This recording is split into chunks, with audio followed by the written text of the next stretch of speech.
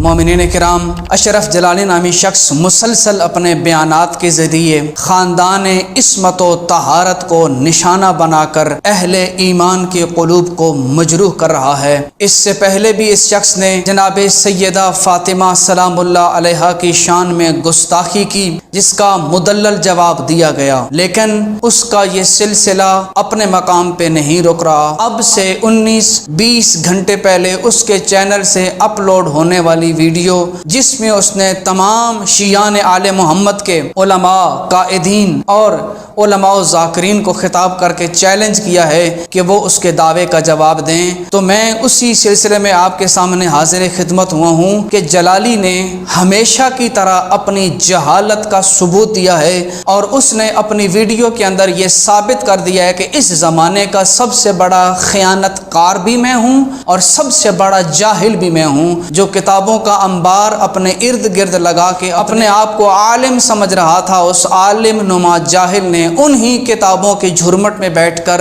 اتنی جہالت بھرا استدلال کیا کہ یہی اس کا پیش کردہ استدلال اس کی خیانت اور جہالت کا منہ بولتا ثبوت بن کے آیا۔ دیکھیے، اشرف جلالی اپنی ویڈیو کے اندر یہ بیان جاری کر رہا ہے کہ اس نے گویا شیعہ کے نظریہ عصمت کو پارا پارا کر دیا، لیکن در حقیقت اس نے عصمت کے نظریے کو پارا پارا نہیں کیا، بلکہ اپنی شخصیت، اپنی علمیت جو پہلے ہی پارا پارا ہو چکی تھی، اس کو دنیا والوں کے سامنے آشکار کر دیا۔ آئیے اس کی نہج البلاغہ سے پیش کردہ عبارت میں اس کی خیانت بھی آپ کو دکھاتے ہیں، اور اس کے بعد اس کی جہالت کا منہ بولتا ثبوت بھی آپ کے سامنے پیش کیا جائے گا۔ محترم ناظرین، انتہائی اہم پیغام ہے، خدا را اس ویڈیو کو آخر تک دیکھیے گا، چاہے یہ ویڈیو دیکھنے والا خود جلالی ہو یا اس کی اندھی تقلید کرنے والے، اس کے اتباع کرنے والے اس کے پیروکار ہوں، یا کوئی اور اہل اسلام اور اہل ایمان ہوں، تاکہ آپ کو معلوم ہو سکے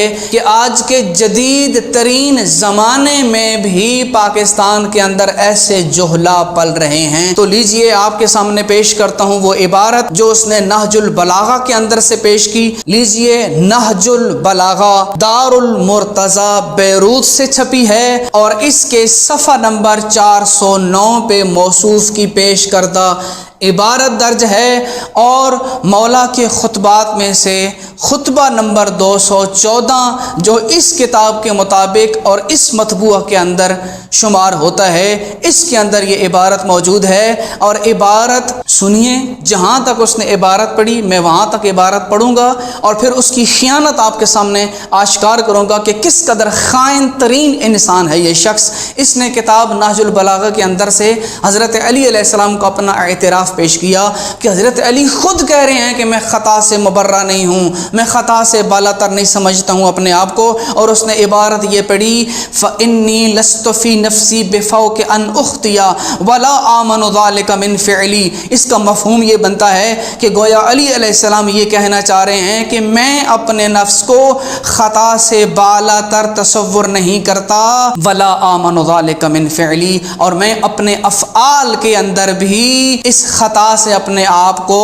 مبرہ اور مأمون نہیں سمجھتا ہوں۔ یہاں تک عبارت پیش کر کے استدلال کرنے والے آصف جلالی، اب میں آپ کو یہ واضح کر دوں کہ آپ کا یہ بیان کیا ہوا استدلال لا تقرب الصلاۃ کی طرح ہے، اور اس کلمہ کفر کی طرح ہے کہ جس میں لا الہ کا اقرار تو ہو، لیکن الا اللہ کہہ کے اللہ کی وحدانیت کا اقرار نہ کیا جائے۔ آپ نے بھی جناب اسی طرح کی خیانت کا ارتکاب کیا ہے کہ لا الہ تک تو عبارت پڑھ کے لوگوں کو گمراہ کر دیا، اللہ کے بعد والی عبارت پڑھنے کی توفیق نہیں ہوئی، کیونکہ اسی عبارت کے اندر اللہ کے بعد وہ جملہ موجود تھا جو تمہارے اسی نظریے اور تمہارے استدلال کی منہ پر تماچا بن کے لگنا تھا۔ کتنی بڑی خیانت ہے، اتنی ساری کتابوں کے جھرمٹ میں بیٹھ کے کتاب منہ کے آگے رکھ کے انسان خیانت کر رہا ہے، اور یہ اس بات کا منہ بولتا ہوا ثبوت ہے کہ اس شخص کا باطن محبت اہل بیت کے ساتھ کوئی تعلق نہیں رکھتا، بلکہ اس کی زبان بغض اہل بیت کو ہمارے سامنے آشکار کر رہی ہے۔ لیجئے آپ کے سامنے اس متن کی مکمل عبارت پڑھتا ہوں اور پھر آپ کے سامنے اس کا مفہوم بیان کرتا ہوں، اور پھر آپ فیصلہ کیجئے کہ کیا اس شخص نے دوبارہ دوسری مرتبہ زیادتی نہیں کی، کیا اس نے خیانت نہیں کی۔ تو دیکھیے جہاں تک عبارت پڑھی تھی اس سے اگلی عبارت سنیے۔ امام نے فرمایا فَإِنِّي لَسْتُ فِي نَفْسِي بِفَوْقِ أَنْ أُخْطِيَ وَلَا آمَنُ ذَلِكَ مِنْ فِعْلِي۔ اس کے بعد عبارت سنیے، إِلَّا أَنْ يَكْفِيَ اللَّهُ مِنْ نَفْسِي مَا هُوَ أَمْلَكُ بِهِ مِنِّي۔ اس کے بعد مولا فرماتے ہیں اللہ، مگر یہ کہ اللہ خود مجھے بچا لے، میرے نفس کو محفوظ رکھے، کیونکہ وہ اللہ میرے نفس پر صاحب اختیار ہے۔ تو در حقیقت آپ کی یہ پیش کردہ عبارت عصمت کو رد نہیں کرتے، بلکہ حضرت علی علیہ السلام کی عصمت کی دلیل بن جاتی ہے کہ علی اپنے نفس کی حفاظت کی تائید کے طور پر اللہ کا حکم آپ کے سامنے بیان کر رہے ہیں کہ میرے نفس کے اوپر اگر کوئی حاکم اور صاحب اختیار ہے تو وہ اللہ کی ذات ہے، جس نے یہ کہہ دیا ہے انما یرید اللہ لیذھب عنکم الرجس اہل البیت ویطہرکم تطہیرا۔ لیکن ٹھہریے، ابھی آپ نے جانا نہیں، ابھی بات ختم نہیں ہوئی، ابھی ایک استدلال ہم بھی آپ کے سامنے پیش کریں گے، ایک قرآن کی آیت ہم بھی آپ کے سامنے پیش کرتے ہیں۔ آپ نے تو یہ خطبے کا جملہ ہمارے سامنے پیش کیا ہے نا، جس پر میں بعد میں تبصرہ کرتا ہوں۔ اب آئیے ذرا قرآن مجید کی طرف چلتے ہیں۔ کیا قرآن میں کسی نبی نے بھی اس سے ملتا جلتا کلام کیا ہے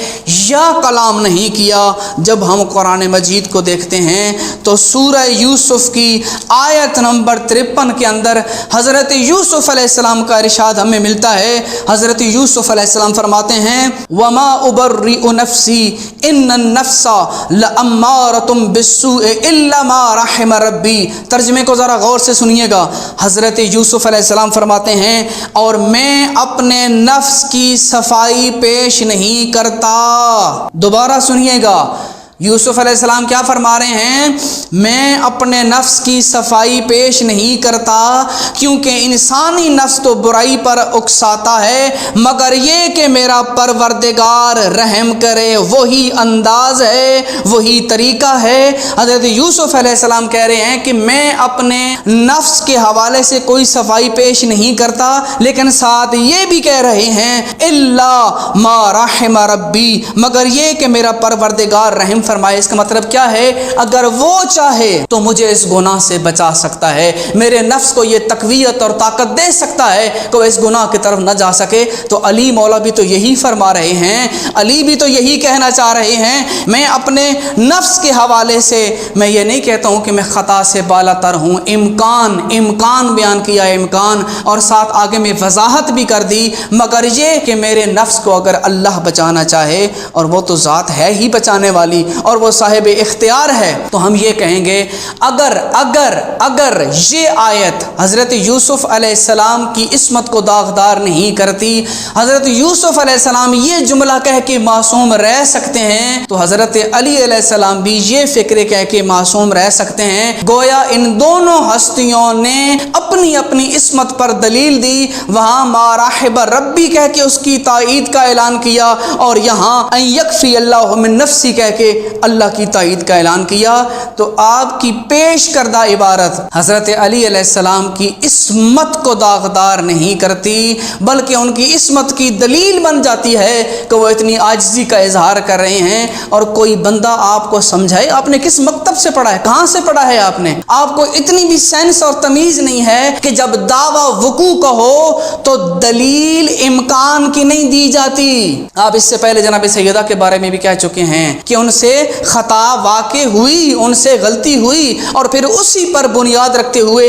اب آپ نے حضرت علی علیہ السلام کے بارے میں بھی ان کا اعتراف نقل کیا۔ تو یاد رکھیے امکان کو وقوع کے اوپر دلیل نہیں بنا سکتے، اتنا تو آپ کو علم ہونا چاہیے۔ تو ناظرین آپ نے دیکھ لیا کہ کس قدر خیانت کا ارتکاب کیا ہے اس شخص نے۔ اب خیانت ملاحظہ کرنے کے بعد اس کی جہالت سے بھی نقاب کشائی ہم کیے دیتے ہیں، اس کی جہالت کا منہ بولتا ثبوت یہ ہے کہ اس کے تشیع کے نظریات سے واقفیت ہی نہیں۔ اپنی ویڈیو کے آغاز میں جو شخص یہ کہہ رہا ہے، نہج البلاغہ کو ہاتھ میں اٹھا کے یہ چیلنج دے رہا ہے، یہ دعویٰ کر رہا ہے کہ یہ میرا دعویٰ نہیں ہے کہ حضرت مولا علی رضی اللہ تعالی عنہ کی کتاب ہے، بلکہ یہ روافظ کا دعویٰ ہے کہ روافظ کے نزدیک یہ 100% اتھینٹک ہے۔ جلالی صاحب آپ نے 100% جھوٹ بولا ہے۔ اول بات تو یہ ہے کہ آپ کو یہ بھی علم نہیں کہ کتاب کا انتساب آپ حضرت علی علیہ السلام کی طرف دے رہے ہیں۔ مجھے پوری تاریخ تشیع کے اندر کوئی ایک عالم دکھا دیں جس نے اپنی کتاب میں یہ اقرار کیا ہو کہ نہج البلاغہ حضرت علی علیہ السلام کی کتاب ہے۔ نہ، حضرت علی علیہ السلام کی کتاب نہیں، یہ 4 صدی ہجری کے ایک برجستہ شخصیت سید شریف رضی کے جمع کردہ وہ مولا کے خطبات اور مکتوبات اور کلمات کثار ہیں جو انہوں نے بلاغت کی خاص نہج کو سامنے رکھتے ہوئے جمع کیے تھے۔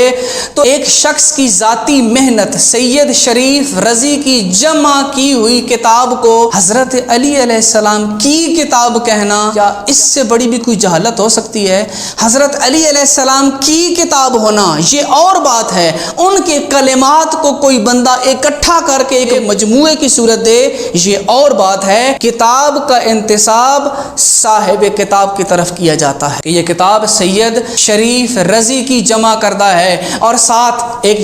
یہ جہالت اور دوسری جہالت کیا کہ یہ بندہ کہہ رہا ہے کہ روافظ کے نزدیک یعنی شیعہ کے نزدیک یہ کتاب 100% اتھینٹک ہے۔ تو آپ کو یہ بات بھی آج بتا دوں کہ شیعان اہل بیت کے نزدیک سوائے قرآن کے کوئی کتاب بھی اول تا آخر 100% اتھینٹک نہیں ہے، بلکہ ہمارے مکتب کے اندر قرآن مجید کے علاوہ چاہے جو بھی حدیث کی کتاب ہو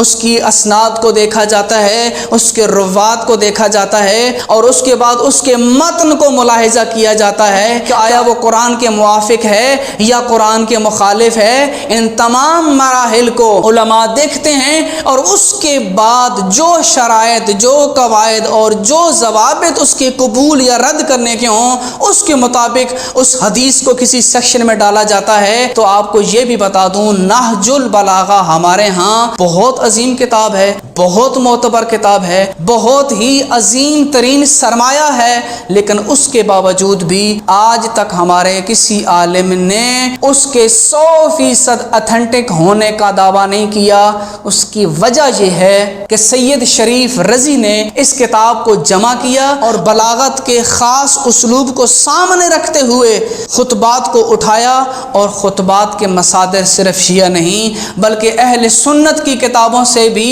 جو خطبات موجود تھے، یہ گویا اس کتاب کے مصادر شیعہ اور سنی دونوں کے مسلک کے ساتھ تعلق رکھتے ہیں۔ لہٰذا ہمارے علماء اس کے اندر سے پیش کردہ کسی روایت یا کسی متن یا کسی خطبے کو آنکھیں بند کر کے قبول نہیں کر سکتے جب تک اس کے مصدر اصلی کی طرف مراجعت کر کے اس کی تحقیق نہ کر لیں۔ تو آئیے آپ کو یہ بھی بتا دوں کہ جو خطبہ آپ نے ہمارے سامنے پیش کیا وہ نہج البلاغہ کے اندر موجود ہے، اور سید شریف رضی نے جو یہ خطبہ درج کیا ہے اس کا مصدر اصلی شیخ محمد ابن یعقوب ابن اسحاق کلینی کی کتاب الکافی کی جز نمبر 8 جس کو روضۃ الکافی کے نام سے جانا جاتا ہے، وہ اس کا مصدر اصلی ہے، جہاں حدیث نمبر 550 کے تحت اسی خطبے کو درج کیا ہے۔ تو اب ہم بات کریں گے کہ اس خطبے کا مصدر اصلی کیا حیثیت رکھتا ہے۔ تو جب ہم نے اس کے مصدر اصلی کو دیکھا، اس کی سند کو ملاحظہ کیا، اس کے روات کو دیکھا، تو پھر ہمیں معلوم ہوا کہ اس کی شرح کرتے ہوئے مراۃ العقول فی شرح اخبار آل الرسول میں علامہ مجلسی رحمۃ اللہ علیہ نے جلد نمبر 26 صفحہ نمبر 517 میں اسی حدیث نمبر 550 کو درج کرتے ہوئے یہ جملہ درج کیا ہے: خطبۃ لامیر अमीर المؤمنین علیہ السلام الحدیث الخمسون والخمسمائہ ضعیف بعبداللہ ابن حارث. اس کی سند میں موجود راوی عبداللہ ابن حارث مجہول راوی ہے. اور اس کے بارے میں مزید بھی اگر آپ جاننا چاہیں المفید من معجم الرجال الحدیث محمد الجواہری صاحب نے صفحہ نمبر 329 کے اوپر یہ لکھا ہے کہ عبداللہ ابن حارث مجہول ہے. تو یہاں پر یہ بات واضح ہوئی کہ شیعہ کے نزدیک بھی اس کا مصدر اصلی یعنی کہ روضۃ الکافی کی روایت ضعیف ہے. تو میں آپ کو کہوں گا کیا آپ کو کسی نے یہ بات نہیں سکھائی کہ مد مقابل کو دلیل اس کے مسلمات سے دی جاتی ہے؟ آپ کو تو اس قاعدے سے بھی واقفیت نہیں ہے الحجۃ للخصم من مسلمات ہی کہ مد مقابل کو دلیل اس کے مسلمات سے دی جاتی ہے. اور آپ کا پیش کردہ جو متن ہے اس کی سند ہمارے نزدیک ضعیف ہے. اور عبداللہ ابن حارث کی وجہ سے اس کو آپ ہمارے اوپر دلیل نہیں بنا سکتے. لیکن ساتھ میں کہیں ایسا نہ ہو کہ پھر آپ کو جوش آئے اور اگلی ویڈیو میں آپ یہ کہیں کہ الکافی بھی تو وہ والی کتاب ہے کہ جس کے بارے میں مشہور ہے الکافی کافن لشیعتنا. تو یہ بھی یاد رکھیے یہ ایک مردود مقولہ ہے، نہ کسی امام کا فرمان ہے. ہمارے نزدیک یہ معتبر نہیں ہے کہ کسی امام نے کہا ہو کہ الکافی جو ہے وہ ہمارے شیعوں کے لیے کافی ہے اور اس کے پہلے صفحے سے لے کر آخری صفحے تک سب کچھ اتھینٹک ہے. نہیں، الکافی کی روایات کو بھی صحیح شرائط قواعد اور ضوابط کے مطابق پرکھا جائے گا. اگر ان شرائط پر پورا اترے تو ہم اس روایت کو قبول کریں گے اور اگر نہ اترے تو قبول نہیں کریں گے. لیکن ساتھ یہ بھی سنتے جائیں ہمارے ہاں صرف سند اور راوی معیار نہیں ہوتا. فرض کر لیں اگر سند صحت کے درجے پر پوری نہیں اترتی تو اس کی وجہ سے متن کو ہم رد نہیں کرتے. وہاں پر اور بھی قواعد و ضوابط موجود ہیں. صحت السند لا یستلزم منہ صحت المتن، کہتے ہیں کہ سند کا صحیح ہونا متن کے صحت کو مستلزم نہیں. اسی طرح سند کا ضعیف ہونا متن کو بھی ضعیف نہیں کرتا. ہم وہاں پر دیکھتے ہیں کہ آیا یہ متن قرآن کے ساتھ موافق ہے یا مخالف ہے اور اس طرح کی دیگر قواعد و ضوابط. تو خلاصہ کلام یہ ہوا اولاً تو یہ ضعیف ہے، ہمارے خلاف اس کو حجت بنا نہیں سکتے. لیکن ایک لمحے کے لیے ہم مانتے ہیں کہ اس کا متن ہمارے نزدیک قابل قبول ہے. تو متن میں تو آپ نے بڑی ہی کبھی طرح کی خیانت کی ہے جس کی قباحت اور جس کی خیانت کو آپ کے سامنے ہم بیان کر رہے ہیں. اور یہ چیز آپ کے حق میں دلیل نہیں بن سکتی. اور جس نظریہ عصمت کو آپ بیٹھ کے رو رہے ہیں نا کہ ہمارا نظریہ عصمت تو یہ ہے، ہمارا نظریہ عصمت تو یہ ہے، یہ اللہ کی کتاب تمہارے نظریہ عصمت کو فنا کی وادیوں میں غرق کر دیتی ہے. جب ہم اس قرآن کی طرف مراجعہ کرتے ہیں اور اسی قرآن کے اندر یہ قرآن ہمیں پیغام دیتا ہے کہ قرآن مجید کو پڑھو اور اس آیت کے اندر غور کرو جہاں اللہ کہہ رہا ہے جناب مریم کو کہ ان اللہ اصطفاک وطہرک واصطفاک علی نساء العالمین. یہ آیت نص ہے جناب مریم کی عصمت کے اوپر. تو اب جناب آپ کا موجب کلیہ کہاں گیا کہ عصمت صرف اور صرف انبیاء کا خاصہ ہے؟ کیونکہ اس مقام پر پوری امت کا اتفاق ہے کہ یہ آیت حضرت مریم کی عصمت کے اوپر دلیل ہے. اور ساتھ اس بات پر بھی امت کا اتفاق ہے کہ جناب مریم نبیہ نہیں تھیں. تو آپ کا تو موجب کلیہ قرآن کی اس آیت نے توڑ دیا. میں یہ سمجھتا ہوں کہ جتنا میں نے یہ اب تک جواب دیا ہے نا جلالی صاحب، آپ کی خیانت بھی ہم نے کلیئر کر دی، آپ کی جہالت بھی ہم نے آپ کے سامنے واضح کر دی. اور منصفین اس بات کا فیصلہ کریں گے کہ کس قدر خیانت اور جہالت کا مظاہرہ کیا ہے آپ نے. اور ساتھ یہ بھی بیان کر دوں کہ یہاں تک بھی جواب بھی آپ کے لیے کافی اور شافی ہے. یہاں تک جواب کافی ہے. ہو سکتا ہے اسی جواب کے باعث آپ کے سینے میں موجود جو بغض اہل بیت کی بیماری ہے نا اس سے تھوڑا آپ کو افاقہ ہو جائے گا. لیکن کوئی مسئلہ نہیں، اگر آپ کا جی چاہتا ہے نا کہ اس پر آپ کی تسلی کی جائے تو ہم تسلی کریں گے. لیکن ساتھ یاد رکھیں، میں ایک پیغام دینا چاہتا ہوں کہ جو سلسلہ یہ شخص شروع کرنا چاہ رہا ہے اور بلکہ شروع کر چکا ہے گستاخی کے سلسلہ اس کا نہیں رک رہا، میں اپنے شیعہ قائدین علماء سے بھی گزارش کرتا ہوں کہ خدا را ٹھیک ہے، مصلحت اور حکمت کا تقاضا یہ ہے کہ اس زمانے میں اتحاد بین المسلمین کا مظاہرہ کیا جائے، اور ہم کرتے رہے ہیں اور کر رہے ہیں اور کرتے رہیں گے، لیکن ایسے شخص کی زبان کو بند کرنا اور اس کا جواب دینا انتہائی ضروری ہے۔ اور میں اہل سنت کے ذمہ دار علماء سے یہ گزارش کروں گا کہ جتنا جلدی ہو سکے اس شخص کی زبان بندی کی جائے، کیونکہ ہم بار بار یہ کہہ رہے ہیں کہ اس کو روکیں، ورنہ جو سلسلہ اس کے بعد شروع ہو جائے گا پھر اس کو روکنا آپ کے لیے بہت مشکل ہو جائے گا، کیونکہ اگر خاندان عصمت و طہارت کو اسی طرح یہ شخص نشانہ بناتا رہا تو پھر مجبوراً ہمیں بھی وہ حقائق آپ کے سامنے بیان کرنے پڑیں گے کہ جن حقائق کے اندر آج تو میں صرف آپ کو لسٹ دے رہا ہوں، ایک فہرست آپ کے سامنے بیان کر رہا ہوں۔ اگر اس نے آئندہ خاندان اہل بیت میں سے کسی شخصیت کو نشانہ بنایا تو اگلی ویڈیو میں سکین پیجز کے ساتھ آپ کے سامنے حاضر کروں گا اور اس کے اندر یہ چیزیں آپ کے سامنے بیان کروں گا، اور پھر بعد میں آپ کی چیخ و پکار کو نہیں سنا جائے گا کہ ہم نے کیا کر دیا اور کیا کہہ دیا۔ اسی لیے ابھی وارننگ دے رہے ہیں کہ اس بندے کو روکیں، اگر نہیں رکے گا اور خاندان عصمت و طہارت کے خلاف آئندہ اس نے پھر کوئی اس طرح کا کلام کیا اور گفتگو کی تو پھر مجبوراً ہمیں بتانا پڑے گا کہ جن کے دفاع میں تم بول رہے ہو ان کے کردار کو بھی ہم لوگوں کے سامنے لے کر آئیں گے۔ ہم یہ بھی بتائیں گے وہ کون شخص تھا جس نے کہا تھا کہ ان لی شیطانا یعترینی، کہ میرے لیے ایک خاص شیطان ہے جو کبھی کبھی مجھ پر حاوی ہو جاتا ہے۔ ہمیں مجبوراً اس بندے کا پتہ لوگوں کو بتانا پڑے گا، اور ہمیں یہ بھی بتانا پڑے گا وہ کون سا شخص ہے جس کے دفاع میں یہ بول رہا ہے اور اس کو دادی کی میراث کا علم نہیں تھا، اس کو نانی کی میراث کے متعلق مسئلے کا علم نہیں تھا،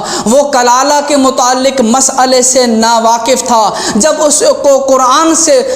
سوال کیا جاتا تھا اور کہا جاتا تھا کہ فاکہتن و ابن سے کیا مراد ہے تو اسے اس لفظ کے معنی تک نہیں آتے تھے۔ مجبوراً ہمیں اس حقیقت سے پردہ اٹھانا پڑے گا، پھر ہمیں یہ بھی بتانا پڑے گا وہ کون کون لوگ تھے جن کو اللہ کا رسول مشورے کے لائق بھی نہیں سمجھتا تھا، اور وہ کون سے لوگ تھے جو طہارت کے بنیادی مسائل سے بھی جاہل تھے اور ناواقف تھے۔ ان کو یہ بھی نہیں پتا تھا کہ جب انسان کو پانی نہ ملے تو تیمم کرنا ہوتا ہے، نماز نہیں چھوڑنی ہوتی۔ آج ہم لسٹ دے رہے ہیں، اگر پھر اس طرح کی گستاخی کی تو اگلی دفعہ سکین پیجز کے ساتھ یہ ساری چیزیں آپ کے سامنے بیان کریں گے، اور مجبوراً ہمیں پھر بتانا ہوگا اس شخص کے بارے میں کہ جس شخص کو اخلاقیات کا اتنا بھی علم نہیں تھا کہ جب کسی کے گھر میں جاتے ہیں تو اجازت مانگنی چاہیے یا اجازت نہیں مانگنی چاہیے، اس کو اس بات کا علم بھی نہیں تھا۔ اور ہمیں یہ بھی بتانا ہوگا کہ بیوی خاوند کی دیت سے ورثہ پاتی ہے یا نہیں پاتی، ہم اس بندے کا پتہ بتائیں گے کہ جس کو اس مسئلے کا بھی علم نہیں تھا۔ اور بالآخر کم سے کم 80 ایسے مسائل جو تمہارے بزرگوں نے یا تو اپنی جہالت کا اعتراف کیا یا وہاں پر فتویٰ دیا اور غلط دیا، اور اس وقت کے امام برحق علی ابن ابی طالب اگر اس وقت موجود نہ ہوتے تو یہودیوں اور عیسائیوں نے آ کر ان کی محفلوں میں جو سوال پوچھے تھے اور اس وقت وہ مبہوت رہ گئے اور جواب نہیں آیا تھا، اگر علی تیرے بزرگوں کی رہنمائی نہ کرتا تو اسلام بھی اس وقت ذلیل ہو کے رہ جاتا، اگر علی جیسا مشکل کشا نہ ہوتا۔ جس علی نے تیرے آباء و اجداد تیرے بزرگوں کی علمی رہنمائی کی کہ 80 سے بھی زیادہ فتوے جو انہوں نے غلط دیے تھے ان میں ان کی رہنمائی کر کے ان کی تصحیح کی، اور جہاں لا علمی کا اظہار کیا وہاں پر ان کی رہنمائی کی۔ تمہیں تو احسان مند ہونا چاہیے علی ابن ابی طالب کا، اور اس محسن کے خلاف زبان درازی کر رہے ہو، یہ کیسی نمک حرامی ہے، اور جس کی علی علیہ السلام نے بار بار مدد کی تھی اور اپنی امامت کا فریضہ انجام دیا تھا، اس کا وہ متن بھی آپ کے سامنے ہم پیش کریں گے کہ جس میں اس نے یہ کہا تھا کہ کل الناس افقہ من فلاں حتی العجائز، کہ اس سارے عالم کے اندر جتنے لوگ ہیں وہ بھی مجھ سے زیادہ علم رکھتے ہیں، مجھ سے زیادہ سمجھداری رکھتے ہیں اور مجھ سے زیادہ جانتے ہیں، حتیٰ کہ گھروں میں موجود بوڑھی عورتیں بھی مجھ سے زیادہ علم رکھتی ہیں۔ ایسے افراد کے دفاع میں تم حضرت علی علیہ السلام کو نشانہ بنا رہے ہو، لیکن نہیں، اب یہ سلسلہ اس سے زیادہ آگے نہیں بڑھ سکتا، اور ہم یہ پیغام دے رہے ہیں کہ آئندہ اگر اس شخص نے خاندان عصمت و طہارت کے خلاف اس طرح زبان درازی کی تو مجبوراً ہمیں یہ حقائق آپ کے سامنے بیان کرنے پڑیں گے، جن حقائق کے سننے کے بعد آپ کی مکتب کی دراڑوں سے ایسی چیخ و پکار نکلے گی کہ جن چیخ و پکار کے اندر تمہارے کھوکھلے دلائل خود ہی اپنا دم توڑ دیں گے، اور پھر اس کے بعد تمہارے پاس جواب نہیں ہوگا۔ آج وہ زمانہ نہیں ہے کہ سنی سنائی باتیں لوگ سن کے ایمان لے آئیں، آج تحقیق کا زمانہ ہے۔ ہم بیان کریں گے تو لوگ تم سے سوال بھی کریں گے، تو اس وقت سے ڈرو، اس وقت سے ڈرو کہ ہماری طرف سے کوئی ایسا اقدام ہو کہ پھر تمہارا مکتب چیخ و پکار شروع کر دے۔ اس لیے ہم ابھی کہہ دیتے ہیں کہ خاندان عصمت و طہارت سے بڑھ کر ہمارے نزدیک کسی کی عزت کوئی محترم نہیں ہے۔ اگر آپ ہمارے مقدسات کو نشانہ بنائیں گے تو پھر ہم نہیں رکیں گے، ہمیں اس کا جواب دینا پڑے گا۔ اور محترم ناظرین، یہ میرا وہ پیغام تھا جو آپ تک میں پہنچانا چاہ رہا تھا کہ آصف جلالی تک یہ پیغام پہنچائیں اور اسے سمجھائیں کہ آج کا زمانہ کوئی عام زمانہ نہیں، اپنی زبان بند کرے اور ہمارے مقدسات کی توہین کرنا چھوڑ دے، وگرنہ اگر ہماری طرف سے سلسلہ شروع ہو گیا تو اس کو روکنا بہت مشکل ہو جائے گا۔ اسی کے ساتھ ہی آپ سے اجازت چاہتا ہوں۔ والسلام علی من اتبع الہدی۔